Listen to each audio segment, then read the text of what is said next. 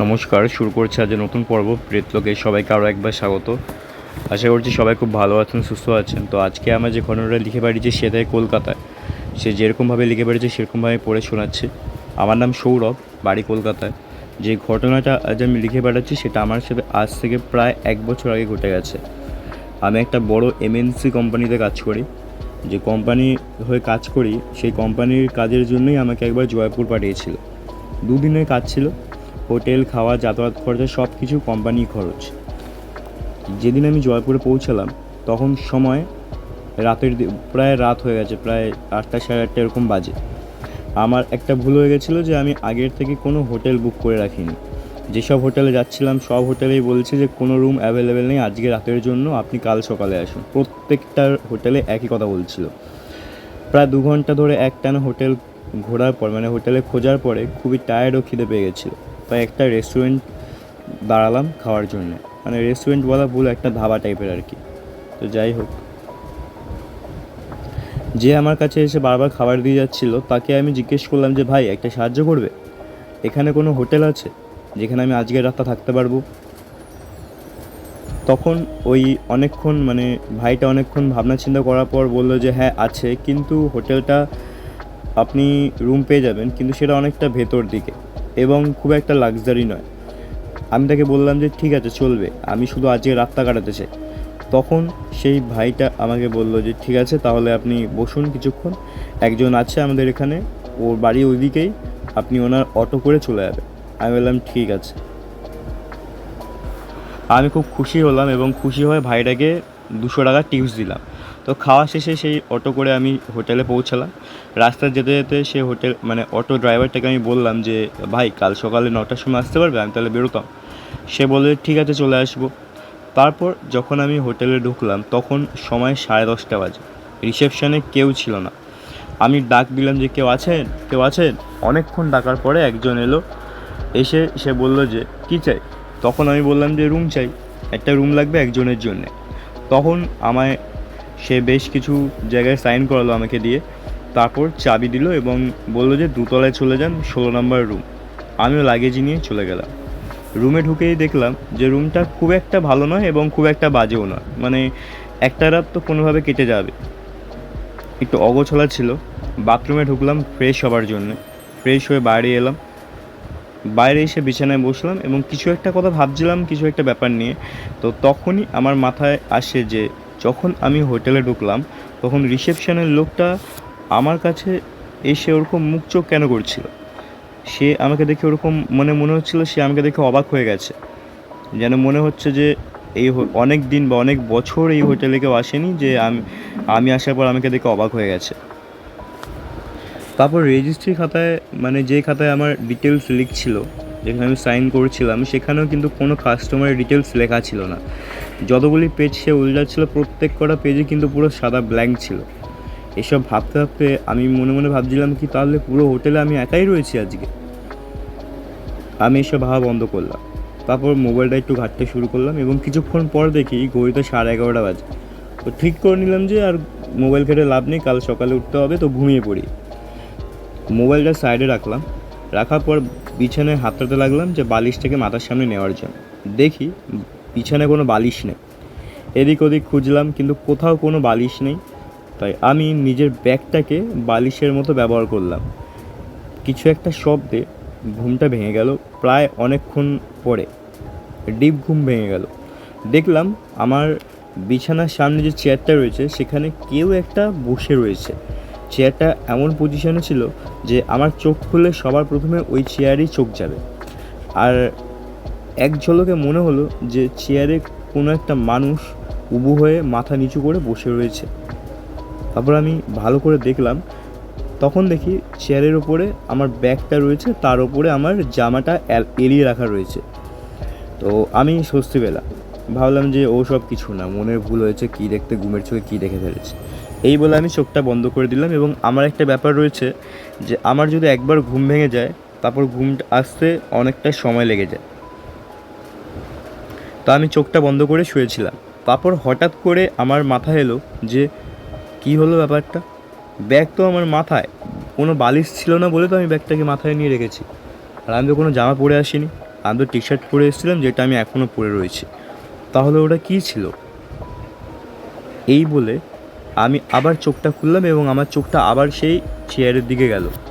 তখন আমি দেখলাম সেই চেয়ারে একটা মেয়ে উবু হয়ে বসে রয়েছে, সাদা রঙের কিছু একটা নাইটি টাইপের পরে রয়েছে, চুলগুলো সামনের দিকে ঝুলছে, আর পুরো শরীরে কাদা ময়লা লাগা, রক্তের দাগ লাগা, তার ঘাড়ে একটা চাকু বসানো রয়েছে, মানে ক্ষতের দাগ যাকে বলে, মানে দেখে মনে হচ্ছে যে ঘাড়ে কেউ চাকুর কোপ মেরেছে, এরকমভাবে মারলে যেরকম করে রক্ত বেরোবে বা কেটে যাবে সেরকম একটা কাটার দাগ, আর পুরো শরীর সাদা, মানে যাকে বলে নোংরা যাকে বলে সেরকম রক্তের দাগ কোথাও কোথাও লেগে রয়েছে, কোথাও কোথাও কাদা, কোথাও পুরো কোনো কোনো জায়গায় সাদা রয়েছে, পুরো শরীরটা পুরো ক্ষতবিক্ষত হয়ে রয়েছে এবং চোখগুলো একেবারে কালো, কুসকুসে কালো। আমি যখন তাকে বললাম যে কে কে ওখানে, তখন সে আমার মুখের দিকে তাকালো এবং একটা ভয়ঙ্কর হাসি হাসলো আমার দিকে তাকিয়ে। সে হাসিটা দেখেই আমার পিলে চমকে যায়। কোনো শব্দ হয়নি, নিঃশব্দ হাসি, কিন্তু তার মুখ দেখে আমার পিলে চমকে যায়। সে উঠে দাঁড়ালো চেয়ার থেকে এবং আমি তখন দেখলাম তার পায়ের পাতাগুলো পেছন দিকে ঘোরানো, মানে মানুষের যেরকম পাতা হয় সামনের দিকে সেরকম ওর পাতা নয়, ওর পায়ের পাতাগুলো পেছন দিকে ঘোরানো। ইভেন ওর হাতগুলোও তাই, হাতগুলো পেছন দিকে ঘোরানো, যেন মনে হবে কেউ পাতা মানে পা আর হাতগুলোকে ধরে মুচকে দিয়েছে সেরকম। ওর মুখটাকে ওরকম হাসতে হাসতে আমার দিকে এগিয়ে আসছে। আমি উঠে বসলাম এবং তাড়াতাড়ি করে লাইটটা জ্বালালাম এবং লাইট জ্বালানোর সঙ্গে সঙ্গে দেখি ঘরে কেউ নেই, পুরো ঘর ফাঁকা। আমি নিজেকে চিমটি কাটলাম, ভাবতে লাগলাম আমি কি স্বপ্ন দেখছিলাম না এগুলো সত্যিই ছিল। কিন্তু চিমটি কাটার পর আমার লাগলো এবং আমি তখন বুঝতে পারলাম যে এগুলো স্বপ্ন না, এগুলো সব সত্যি। আমি বুঝতে পারছিলাম না যেগুলো কী হচ্ছে। তখন আমার মনে পড়লো যে আমি কিছু ভুল করলাম এই হোটেলে এসে। এবং কিছুক্ষণ পরে, প্রায় 5 থেকে 10 মিনিট পরে, দেওয়ালে ঠকঠক করলে যেরকম শব্দ হবে ঠিক সেরকম শব্দ আসতে লাগলো এবং আমি দেওয়ালগুলোকে তখন যখন হাত দিয়ে দেখলাম যে দেওয়ালগুলো প্রত্যেক কটা দেওয়াল কাঠের দেওয়াল, সিমেন্টের নয়। দেখলাম যে পাশের দেওয়াল থেকে ঠকঠক করে মানে টোকা মারার শব্দ আসছে। প্রায় 5 মিনিট ওরকম টকটক করে ঠোকা মারার শব্দ আসতে লাগলো। আমি অনবরত বলে আছি যে কে কে কে, কিন্তু কোনো সারা শব্দ নেই। কিছুক্ষণ পর থেমে গেল এবং তারপরে ওপর থেকে শব্দ আসতে লাগলো, যেন মনে হচ্ছে আমার ওপরে, মানে আমার ওপরে তলাতে যে রয়েছে সে মেঝেতে মানে হাতুড়ি দিয়ে পেরে খুঁজছে, এরকম একটা শব্দ আসছে, অনেকক্ষণ ধরে আসছে। মানে এতটাই বীভৎস আওয়াজ যে আমি কান বন্ধ করে রয়েছি তাতেও আমার সেই আওয়াজ শুনতে পাচ্ছি, মানে আমার মাথা ঝনঝন করতে লাগছিল। ওই শব্দটা প্রায় 10 মিনিট হওয়ার পরে শব্দ থেমে যায়, আর কোনো শব্দ আসছে না। আমি ঠিক করলাম যে আমাকে এখান থেকে বেরোতে হবে। আমি যেই নিচে নামবো তখন দেখলাম যে আমার বিছানার তলা থেকে সেই শব্দ আসছে আবার। মনে হচ্ছে এবার যে আমার বিছানার তলা থেকে কেউ ঠকঠক করার মানে ঠকঠক করে ডাকছে আমাকে। আমার এইটুকুনিও সাহস ছিল না যে আমি মাথাটাকে বিছানায় তলায় ঢুকিয়ে দেখবো যে কে রয়েছে সেখানে। আমি একটা শব্দ করতে পারছিলাম না। সেই শব্দটাও প্রায় 10 মিনিট হওয়ার পর বন্ধ হয়ে যায়। আমি নিচে নামি। আমি ঠিক করে নিয়েছিলাম যে আমি এখান থেকে বেরোবো, যে করেই হোক আমি রাতের বেলা এখানে থাকতে পারবো না। আমি কোনো রকমের প্যান্টটা পরার পরেই আমি যে দরজার সামনে এগোতে যাব, দেখলাম দরজা থেকে এবার ঠকঠক করার শব্দটা আসছে। আমি ভয় পেয়ে ছিটকে দূরে সরে গেলাম। আমি বুঝতে পারছিলাম না যে এটা কী হচ্ছে আমার সাথে, আমি কী করেছি আমার সাথে এরকম হচ্ছে। প্রায় 10 মিনিট ধরে দরজায় ঠকঠক করার শব্দ আসছে। আমি বলে যাচ্ছি যে কে কে কে কে, কিন্তু কোনো শব্দ নেই। যখন শব্দটা থামলো আমি মোবাইলটাকে নিলাম, নিয়ে দরজাটা খুলে দৌড় মারলাম। দৌড়াতে দৌড়াতে আমি যখন পেছনে তাকাচ্ছি দেখছি লম্বা ব্যালকনি রয়েছে, মানে ছিল আর কি। ব্যালকনির প্রত্যেক করা মানে লাইট আমার সঙ্গে সঙ্গে নিভতে নিভতে আসছে, মানে আমি দৌড়াচ্ছি, লাইটগুলো নিভতে নিভতে আসছে। কিছুক্ষণ পরে একটা মেয়ে মানুষের হাসির শব্দ, যেন মনে হচ্ছে সে আমার সঙ্গে সঙ্গে দৌড়াচ্ছে আর আমার সাথে সাথে আমার পাশে হাসছে। আমার পিলে চমকে গেছিলো। আমার মনে হচ্ছিলো যে মনে হচ্ছিল সেদিনকে আমি বাঁচবই না। আমার বোধহয় সেদিনকেই সেটাই বোধহয় লাস্ট দিন আমার জীবনে। আমি কোনোভাবে নিচে আসি, আসার পরে দেখলাম রিসেপশানে কেউ নেই। আমি কারোর জন্য ওয়েট করিনি, আমি দরজাটা খুললাম, হোটেলের মেন গেটটা খুললাম, খুলে দৌড় দিলাম।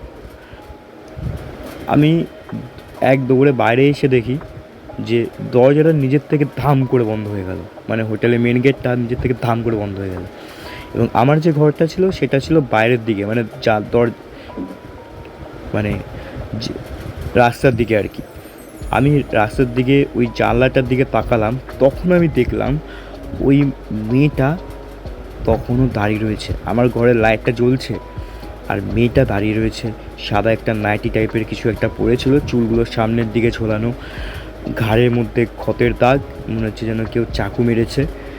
আর চোখগুলো পুরো কুসকুসে, মানে কালো চোখ, আমার দিকে ওরকম করে তাকিয়ে রয়েছে। আর একটা ইভিল স্মাইল যাকে বলে, ক্রিপি স্মাইল, সেরকম করে আমার দিকে তাকিয়ে হাসছে। আমি দৌড় দিলাম চারিদিকে। আমি যে রাস্তা দিয়ে দৌড়াচ্ছিলাম দুদিকেই জঙ্গলে ভর্তি। আমার ভয় লাগছিল যে এইখান থেকে কিছু না কিছু হয়ে যায়। আমি বেশ কিছুক্ষণ দৌড়ানোর পর, প্রায় 10 মিনিট এক টান দৌড়ানোর পর দেখলাম আমার ডান হাতে একটা মন্দির রয়েছে বজরংবলীর। আমি সেই মন্দিরে যাই। মন্দিরে যাওয়ার পর দেখি সেখানে কয়েকজন বসে রয়েছে, মানে পুরোহিত টাইপের লোক, কমলা রঙের মানে পোশাক পরে বসে রয়েছে। আমি তাদের কাছে গেলাম, তারা আমাকে বলছে কী হয়েছে, এরকম হাঁপাচ্ছিস কেন তুই? তারপর আমি তাদের সব কিছু বললাম। তারা বলছে তোকে কে বলছে ওই হোটেলে থাকতে? তুই হোটেলের ব্যাপারে একবার খোঁজ খবর নিবি না? ওই হোটেলটা বিগত 2 বছর ধরে বন্ধ পড়ে রয়েছে, ওখানে কেউ যায় না, ওটা একটা ভুতুড়ে হোটেল। তুই যে রিসেপশনে যে লোকটাকে দেখেছিস সেও কোনো মানুষ নয়। আমি বললাম কি বলছেন এসব আপনি? তখন বলছে হ্যাঁ ঠিকই বলছি, ওই হোটেলে 2 বছর আগে একটা কাপেল এসেছিলো। ছেলেটা মেয়েটাকে ওই হোটেলে রাতের বেলাতে চাকু দিয়ে মেরে দেয়। মেরে দেওয়ার পরে সে, ওই লোকটা মানে যে মারে ছেলেটা, ও ওখান থেকে পালিয়ে যায়। তারপর ওই মেয়েটার দেহ, মানে মেয়েটার আত্মাই ওখানে পুরো হোটেলের যারা যারা ছিল, হোটেলের স্টাফ, মালিক, তারপর যারা আসতো সবাইকে মেরে দিয়েছে। তো কপাল ভালো ছিল যে তুই প্রাণে বেঁচে ফিরেছিস, না হলে ওখান থেকে কেউ বেঁচে ফেরে না। তুই আজ রাতটা এখানে থেকে যা, কাল সকালে এখান থেকে চলে যাবি। তারপর আমি বললাম যে কিন্তু আমাকে তো ওখানে যেতে হবে, আমার ওখানে দরকারি জিনিসপত্র রয়েছে, আমার অফিসের জিনিসপত্র রয়েছে, আমি এখানে অফিসে কাজেই এসেছিলাম। তখন বললে ঠিক আছে, আজ রাতটা এখানে থেকে যা, কালকে সকালে আমাদের একজনের লোকের সঙ্গে তুই যাবি, গিয়ে তোর সমস্ত জিনিসপত্র যত তাড়াতাড়ি সম্ভব নিয়ে বেরিয়ে আসবি। আমি বললাম ঠিক আছে তাই হবে। তারপরে সেদিনকে রাতেরবেলাটা সেখানেই থেকে গেলাম। পরের দিনকে ওদেরই একজন লোকের সঙ্গে গেলাম, সেখানে সব জিনিসপত্র নিলাম। যখন আমি গেলাম সেখানে কেউ ছিল না, মানে তখন আমি সেই হোটেলে আসল রূপটা দেখতে পেলাম যে ওটা একটা জরাজীর্ণ বাড়ি ছিল, আর কিছুই না। সে বাড়িতে না আছে কোনো ঠিকঠাক জিনিসপত্র, না আছে লাইট, না পাখা, কিচ্ছু নেই। কিন্তু আগের দিন রাতেরবেলায় সেটা মনে হচ্ছিলো যে একটা হোটেল। আর মনে মনে ভাবতে লাগলাম সেটা কি আগের দিন রাতেরবেলা যে ছিল ওটা কি সমস্ত পুরো হোটেলটাই তো আমার কাছে ইলিউশন ছিল একটা। যাই হোক, আমি সেই ঘরে গেলাম, কিন্তু ঘরে আমার জিনিসপত্র ঠিকঠাকই ছিল। আমি জিনিসপত্রগুলো নিলাম, নিয়ে বাইরে এসে চলে গেলাম অন্য হোটেলে। তারপর সেখানে সেই অন্য হোটেলে থেকে আমার অফিসে কাজ করে আমি আবার কলকাতায় ফিরে আসি। তো এটাই ছিল আজকে আমার জীবনের, মানে এটাই ছিল আজকে আমার পাঠানো ঘটনা এবং আমার জীবনের সবথেকে ভয়ঙ্করতম একটা রাত, যেটা আমি আজ পর্যন্ত ভুলিনি এবং কোনো দিন ভুলবও না। তো এটাই ছিল আজকের ঘটনা। আশা করছি আপনাদের ভালো লাগবে। ভালো লাগলে লাইক, কমেন্ট, শেয়ার এবং সাবস্ক্রাইব করে দিন চ্যানেলটা। আপনার বন্ধুবান্ধব, পরিজন সবার সাথে শেয়ার করে দিন এবং আশা করি তাদেরও ভালো লাগবে। আপনার জীবনে যদি ঘটে যায় এরকম কোনো ঘটনা, মেল করুন pretlok00@gmail.com ইমেলে। দেখা হচ্ছে পরের ভিডিও। তখন ভালো থাকবেন, সুস্থ থাকবেন। ধন্যবাদ।